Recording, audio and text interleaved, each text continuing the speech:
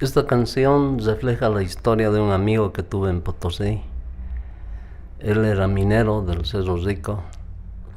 Lamentablemente se murió sin poder tener el hijo que siempre anhelaba con su compañera. Por eso le decía a su compañera: no estés triste, ya va a llegar. Pero no pudo ser. Entonces yo escribí la canción, la historia de mi amigo.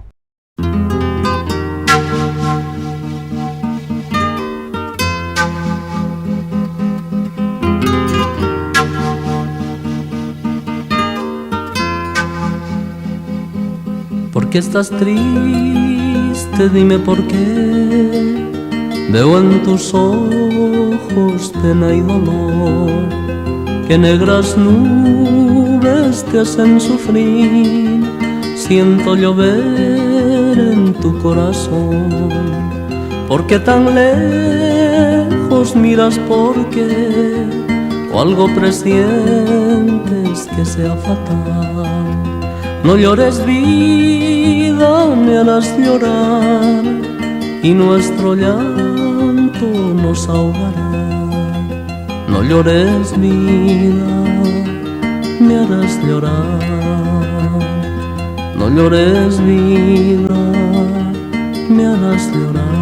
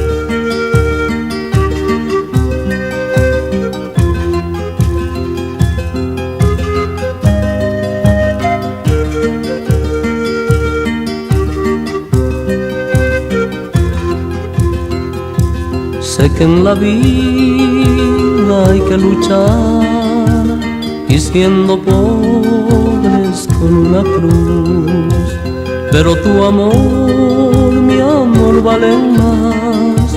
Por eso pido, no sufras más. Si es por el hijo que estás así, seca esa lágrima ya llegará, y en sus ojos nos traerá una mirada llena de amor. Pero no llores, me harás llorar.